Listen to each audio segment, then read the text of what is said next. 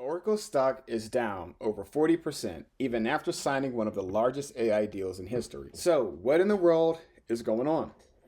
In this video, I'm going to break down why Oracle stock is falling, why investors are pulling back, and whether this is actually an opportunity to buy the dip. So, here's what's happening. Since April, Oracle has been aggressively repositioning itself as a player in AI infrastructure. On September 10th, Oracle signed a massive $300 billion deal with OpenAI, agreeing to supply computing power over the next 5 years. The idea was simple enough: lock in long-term demand and become a core data center provider for AI. And initially, the market loved it. Oracle stock surged from around $128 in April to nearly $300 by September. That's roughly a 140% gain in 5 months. Most investors would take that and run. I know I would. Now, shortly after though, momentum began to reverse, and rather quickly. Here's why. First, there are growing concerns that the AI trade might just simply be ahead of itself. Investors are questioning profitability, especially when you look at companies like OpenAI, which continue to burn significant cash relevant to the revenue they're bringing in.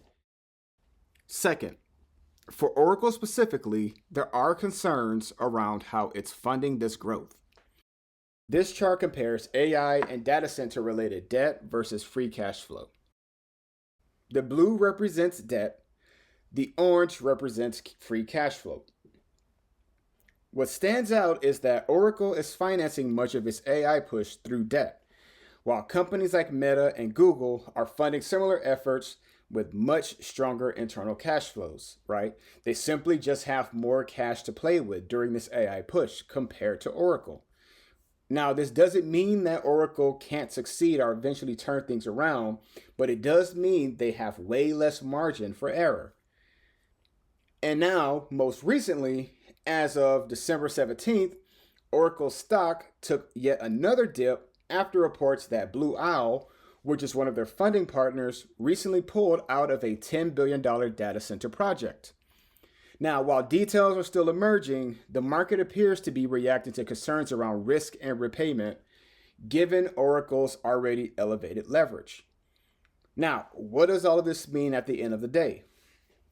Well, barring a major, surprise move, a major positive surprise moment from Oracle, the stock just could be facing a tougher road ahead simply because it's leaning heavily on debt to compete in the AI arms race.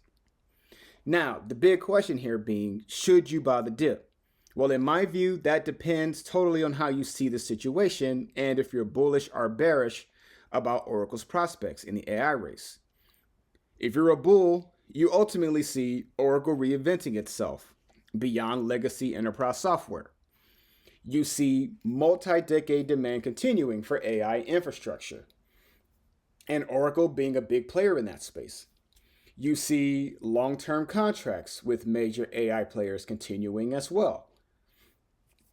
Now, by comparison, if you're a bear and you view the picture not as rosy, then what you see is massive upfront capital requirements.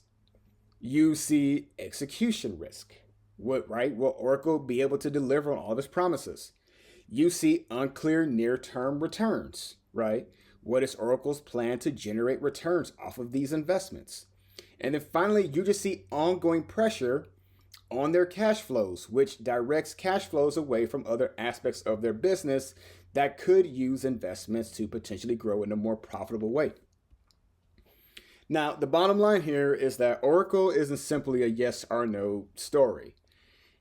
What you're ultimately betting on at this stage now is execution, timing, and balance sheet discipline. Now, that's just my take on why Oracle stock dropped over 40%. If you found this helpful at all, please feel free to leave me a comment and let me know. I'm planning to cover more stocks and market news like this. And if you want to see more, consider subscribing as well. I appreciate the support.